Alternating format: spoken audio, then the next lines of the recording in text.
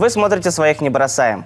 О подвигах современных героев, о тех, кто приближает победу в тылу. С вами ветеран боевых действий, участник СВО Артур Галеев. И военкор-волонтер Юлия Краснова. И сегодня у нас в гостях Татьяна Саенко, начальник управления главы Республики Башкортостан по вопросам государственной службы и кадровой политики. Здравствуйте. Здравствуйте. Татьяна, вот совсем скоро уже станет известно, кто у нас станет победителем в нашей региональной программе «Герои Башкортостана». Скажите, пожалуйста, сколько было подано заявок и сколько будет финалистов? Мы заняли первое место, наш субъект Республика Башкортостан в Российской Федерации по числу зарегистрированных участников региональной программы, аналога федеральной программы «Время героев». У нас всего зарегистрировалось 2026 человек на участие. На самом деле это очень большая цифра, и мы, как представители оргкомитета, конечно же, не ожидали такой активности. И мы очень благодарны, мы считаем, что это огромнейшее доверие, проявленное ребятами в Республике Башкортостан, главе Республики Башкортостан. Это показатель просто отличный. И на сегодня у нас уже прошло много этапов. Мы оценили анкеты, мы вычитали все эссе. Ребята прошли тестирование, собеседование, состоялся очный этап. И на сегодня у нас мы уже на стадии подведения итогов и определения тех самых 70 человек, которые год будут учиться на нашей программе. То есть 70 финалистов? Да, 70 финалистов. Ну, ждем. Ждем. Татьяна, в Республике Башкортостан у нас есть кадровая программа наша. Есть федеральный проект «Время героев». А вот в других регионах есть такие же проекты? Это ведь поручение Верховного Главнокомандующего.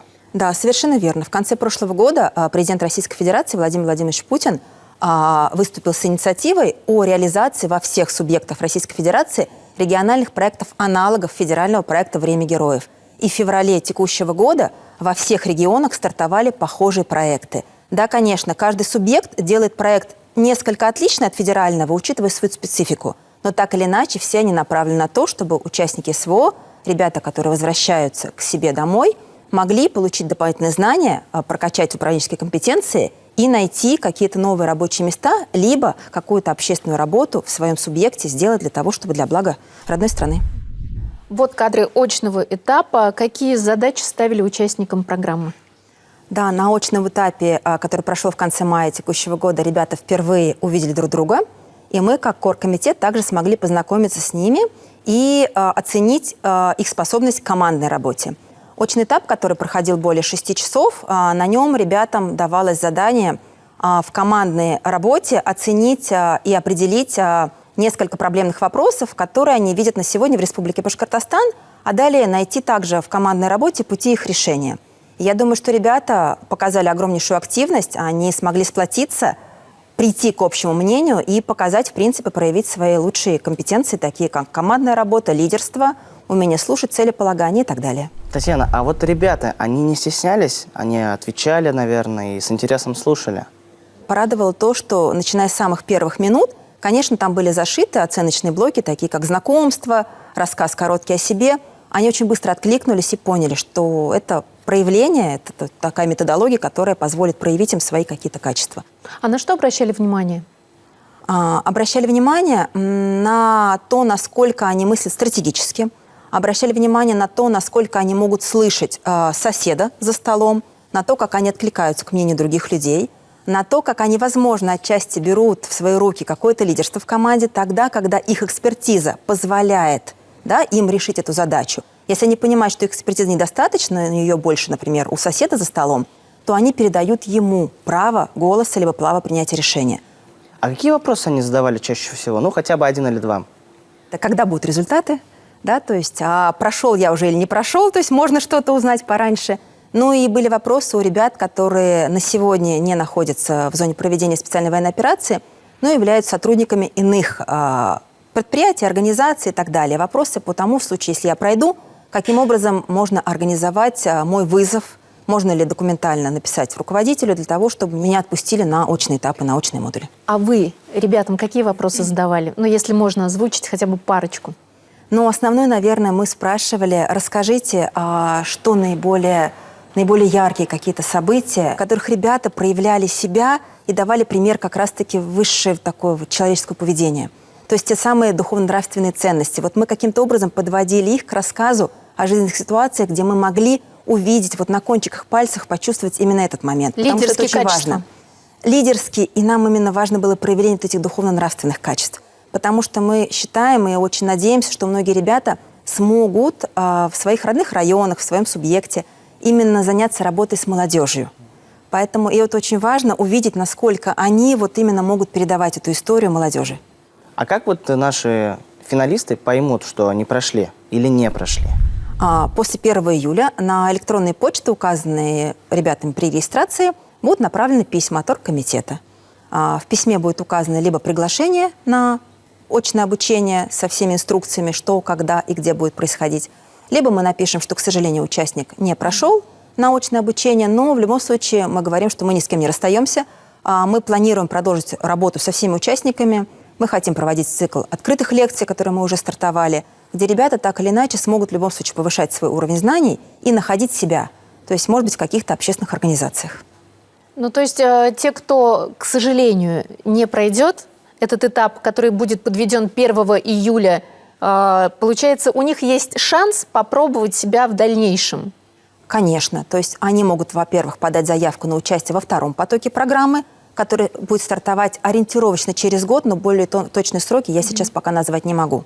Вот. Либо в то же время эти ребята, принимая активное участие, откликаясь на те предложения, которые будем направлять им на почту, просто приходя на открытые лекции, на какие-то наши мероприятия, также могут проявить себя и вне зависимости уже от участия в образовательной части проекта, возможно, найти своего работодателя своей мечты. Это тоже возможно. Главное – быть активным. Главное, то есть не думать, что я не прошел, все, это не мой путь.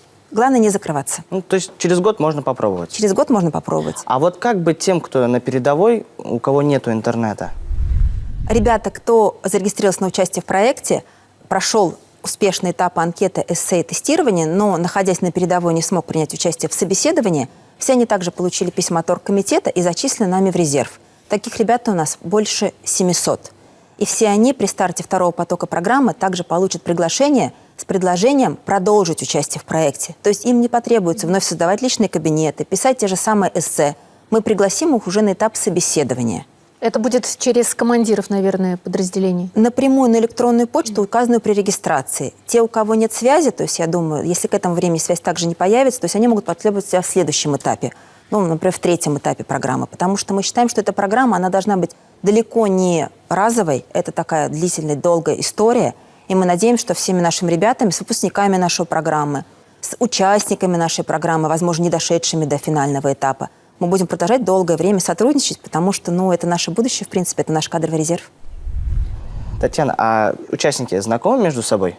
А участники не были знакомы между собой до очного этапа. На очном этапе, конечно же, многие из них познакомились, обменялись контактами. Я думаю, что сейчас они общаются. Тем более, что, повторюсь, на цикле открытых лекций они уже встречаются. А география какая? То есть со всех районов Республики Башкортостан есть участники представлены? К сожалению, представлены не все районы Республики Башкортостан, но хочу сказать, что представлены другие субъекты. У нас есть участники с Приморского края, у нас есть участники с ДНР, у нас есть участники с Москвы, Московской области. На самом деле география нашего проекта очень большая и очень широкая. То есть, если я сейчас не ошибаюсь, более чем из 30 субъектов у нас есть участники. Получается, принимали заявки у всех регионов? Конечно. Мы были не ограничены, мы не ограничивались только пропиской в Республике Башкортостан. Мы были готовы сотрудничать со всеми участниками. Главное, чтобы они могли приехать на очный этап. И они приехали. Это большой шанс для ребят, кто сейчас защищает нашу родину там и сможет применить накопленный опыт здесь, уже в мирной профессии. Совершенно верно. А кто не подал заявку, но теперь захотел подать, он, получается, только через год сможет попробовать, правильно? Да, совершенно верно. Нужно следить за новостями на официальном сайте нашего проекта герои-башкортостана.рф. Мы обязательно опубликуем анонс о старте второго потока. А вот фото, где советник главы Республики Башкортостан Артур Юмагужин там за ленточкой общается с замполитом и рассказывает об этой программе «Герои Башкортостана». Получается, до каждого эта информация доходила даже там, на СВО. А вот из встречи с бойцами.